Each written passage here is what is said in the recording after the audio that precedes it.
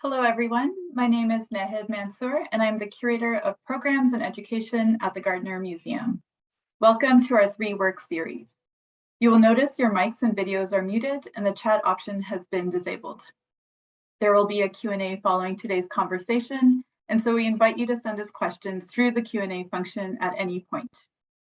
As you may notice, automated closed captioning is available, though the information that appears is not reviewed for accuracy. Before we begin, I would like to acknowledge that Toronto is located on the treaty lands and ancestral territories of the Anishinaabe, the Haudenosaunee, the Petun, and the Mississaugas of the Credit Nation.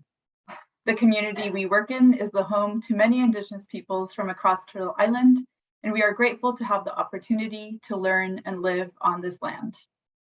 Today, we are very excited to welcome Anina Major as our guest speaker. She will be in conversation with Sequoia Miller, the Gardner Museum's Chief Curator and Deputy Director. Anina will discuss 3 of her works in connection to the theme of kinship. I'll now turn off my video and mic and hand it over to Sequoia. Hello, greetings.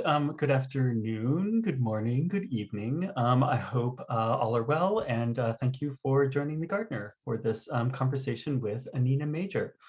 I'll start off by sharing a bio of Anina. Anina Major is a visual artist from the Bahamas working in the United States. Her decision to work in a country other than the one where she was born and raised motivates an investigation of the relationship between self and place. By utilizing the vernacular of craft to reclaim experiences and relocate displaced objects, her practice exists at the intersection of nostalgia and identity. Anina holds a BS from Drexel University in graphic design and an MFA from Rhode Island School of Design. She is the recipient of numerous awards and residencies, including the Elizabeth Foundation for the Arts Studio Program and the Socrates Sculpture Park Fellowship. Her work has been exhibited in the Bahamas, across the United States, and in Europe. Maybe not in Canada quite yet. Her works are in the permanent collections of the Fuller Craft Museum in Massachusetts, the National Gallery of the Bahamas, and elsewhere. And hello and welcome, Anina. Hi, Sequoia. Hi, everyone. Thanks for having me. Thank you so much for joining us. Great to see you. And I see you are in a nice bright white room or space. Yes. And I'm hoping you could start off just by telling us kind of where you are and kind of what your physical situation is, and maybe a bit about how the pandemic has been for you as a studio artist. Oh, that's a really interesting question. I am currently in New York. My studio is at the Elizabeth Foundation of the Arts, which is in New York City. And yeah, I work mostly out of that space, but I do travel often to do atmospheric firings. I think since the pandemic, it's been a wild ride. I've been like, there's certain things have slowed down significantly, but a lot of things have also picked up as far as like opportunities. I will say that a lot of my practice is solo. Like a lot of the part of the process is just me in the studio.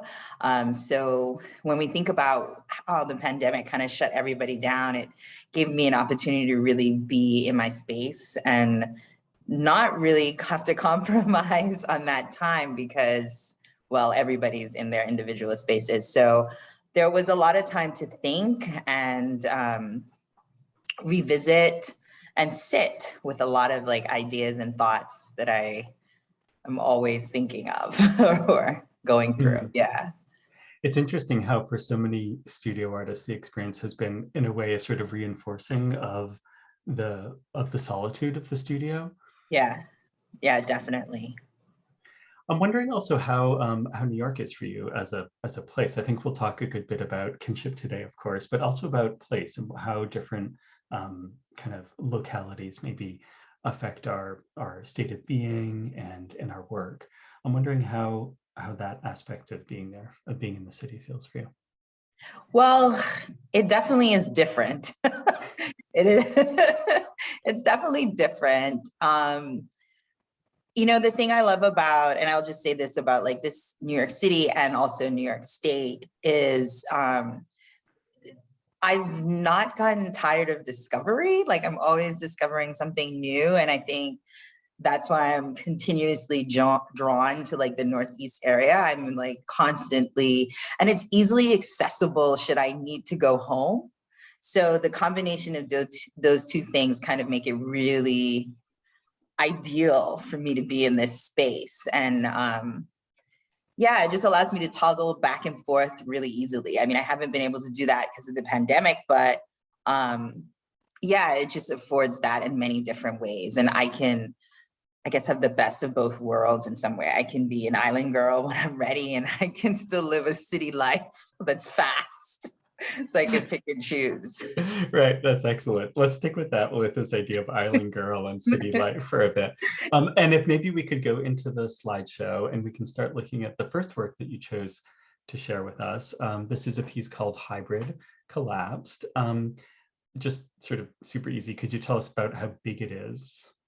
Oh, how big is it? I think this is about 18, the longest dimension probably is about 18 inches. I think the height, no, and the depth is probably about 14 and a half, but the height is probably around 18 as well. Right. I've been realizing like that scale kind of relates to like just my kind of own body in a way that I'm really enjoying right now. So I kind of start in this kind of 18 to 24 inches, 2 feet kind of range lately. And I think I get a lot of movement and versatility out of it. So I've been working at this scale. This is somehow in the last like 2 years become kind of like the default area. It's interesting. I mean, scale is so critical to ceramics, both in terms of construction and yeah, manufacturing or like firing, and also obviously for transportation and weight and stuff. And I think, yeah, logistics always. I think there's something about the scale, as you say, it sort of relates to your body, and it's kind of it's sort of body-like, but a little bit smaller. So it's also kind of the biggest. I think of it as sort of the biggest size that you can hold in a way. It's like yeah, actually, it's a good point. Yeah. Because I think anything bigger than this, I always feel like I need another person. So that's a very, very good point. Yeah, it is probably the biggest. Yeah. Yeah, interesting. I'm wondering if you could speak for a moment about ceramics as a medium and sort of how you became interested in it. We'll speak about kind of plating and weaving and construction method maybe in a second, but I'm wondering if you could start off with telling us why, sort of how you found your way into ceramics and what keeps you there. Yeah, I think I was always, well, initially, like I said, like moving to the United States for higher education, there was the natural thing that happens where you kind of miss home and all these things that you'd associated with yourself are, connected.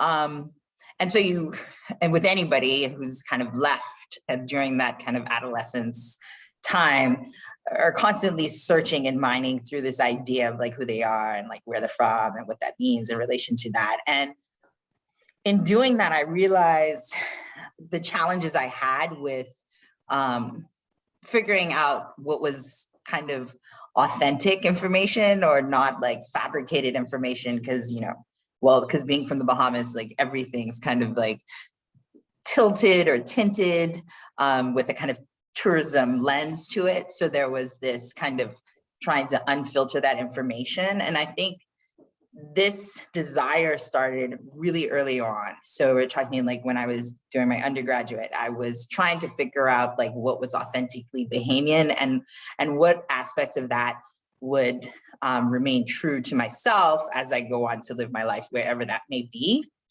And then thinking of ways to how to preserve that or how to document or record that, not just from a personal perspective, but from just an archival perspective for those involved. And anyone knows anything about like smaller countries, and concepts of archiving is very questionable as to who does it, how it's done, how it like survives. And so that has always been very, very like at the top of my kind of thinking. And when I was introduced to clay as a material, well, just reintroduced to it, because I think the first time I worked with it, like anyone can attest to, is like at a childhood age. But I think reintroducing myself to it in adulthood, I had already been thinking through these ideas of how to preserve, record, archive, and maintain in some way.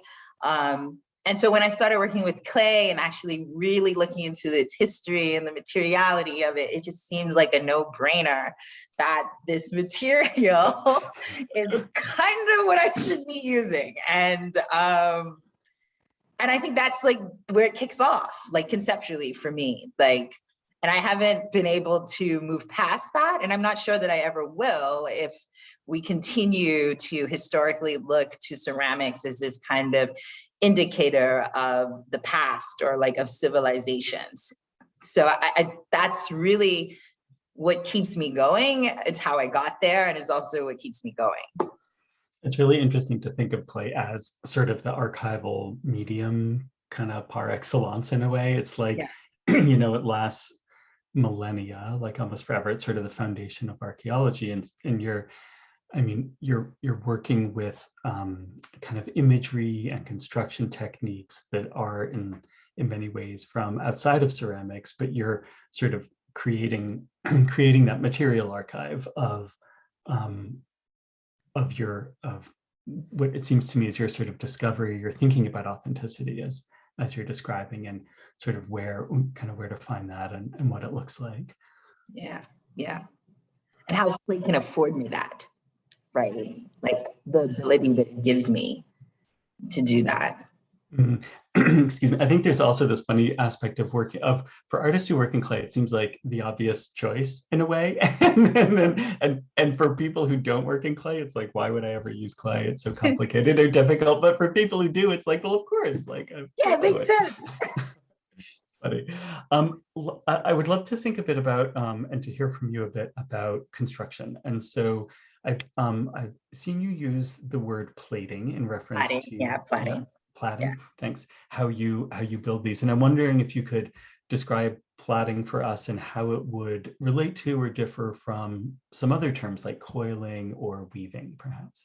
Yeah. So, how would it differ from? Well, it's one thing to describe how it would differ from other terms, but I guess.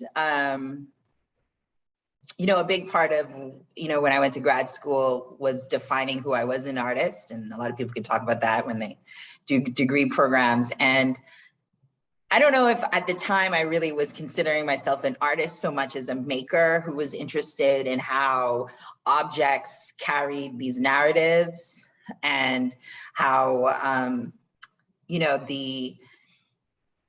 how an object can just like embody so much well beyond its materiality or even, its existence or placement. And I think that when I started to think and ask myself those questions of who I am as a maker, this kind of construction technique seemed inherent, and it seemed like ideally the right way to go. Again, not thinking about materiality, just thinking through like what it meant for me to engage in the practice of plaiting, and how I could, not only like replicate, which is definitely where it started, but take ownership of it, evolve it to something that was mine, that was also relatable to others who may be familiar with this kind of artistic language, right? So, it really started with seeing like a tourist straw doll souvenir in a Brooklyn kind of thrift store that was like labeled with Bahamas and raffia embroidery. And I was like, why is this even here? Like, but we know why it's there, because somebody went on vacation, they sold it, brought it back, gave it to the kid, they don't want it anymore and whatever. But I just wanted to rescue that object. And I wanted to, I felt compelled to rescue this object. And I don't know if I was, it was winter and I was going through my whole displacement and, that whole thing. But nonetheless, I rescued this object, and I realized that this object meant a lot to me, not because I had one as a child, but like what it kind of symbolized And I just started dissecting that object and, you know, what did it symbolize? Well, I mean, it was an object that my grandmother would make and sell in the straw market. And like, well, what does that mean? And like, I would spend those summers in that straw market. And then, well, what did you do in the straw market? And she would make these objects at home. And I would learn just by being there as a pastime. It was, you know, and I would ask questions and she would answer. And so this like doll kind of like conjured up all of these kind of ways of thinking, which naturally is a way of making. And simultaneously, all together, I was also taking like ceramic classes with like local potters in Philadelphia and really working closely with the slab builders, Sandy Parentozzi. And I was just looking at how she was constructing and thinking back to those memories with my grandmother of how we were doing the same thing, but different materials, you know, like this idea of pattern making, and then constructing these three-dimensional forms. So plait is a type of weaving. I think the closest I can refer to it is like braiding, but it's a lot more strands. And the strands then become, unlike traditional weaving with the loom, the strands